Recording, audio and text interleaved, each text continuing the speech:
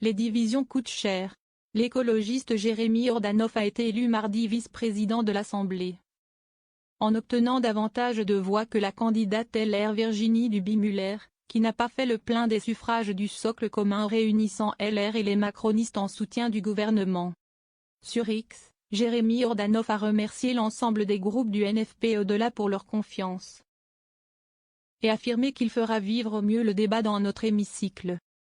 Au micro de plusieurs médias, il a ajouté que son élection marquait la défaite de la majorité, du socle commun puisque leur division leur a coûté une vice-présidence.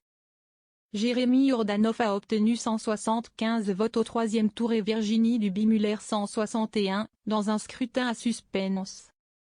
Au premier et au deuxième tour les voix du socle commun se sont en effet partagées entre la candidate de la droite et un candidat du MoDem, Christophe Blanchet.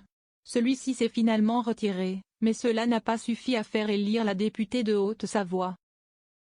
Tension entre Attal, Fesneau et Wauquiez. Au troisième tour étaient également présents deux autres candidats, Johan Gillet du Rassemblement national qui a recueilli 125 voix, et Olivier Servat du groupe LIO qui en a eu 25.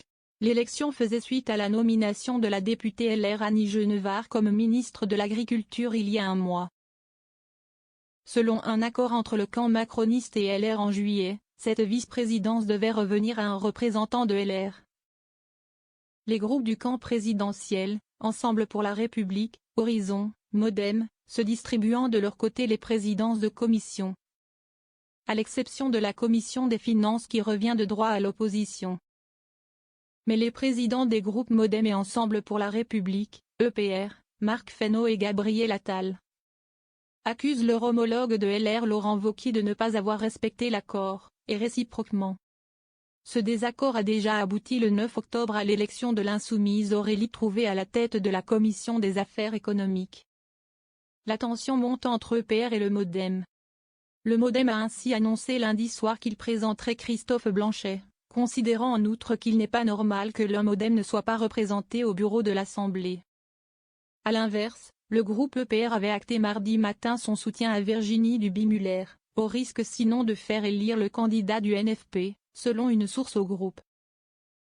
Il y a forcément des MoDem qui n'ont pas voté pour le LR.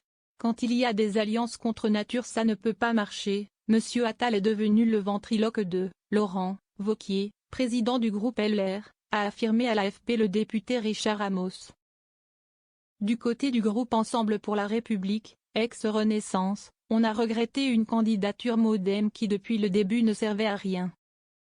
Ce n'est pas parce que Laurent Wauquiez n'a pas respecté ses engagements qu'on doit faire pareil, force est de constater que le MoDem ne nous aide pas sur ce coup-là, a-t-on réagi.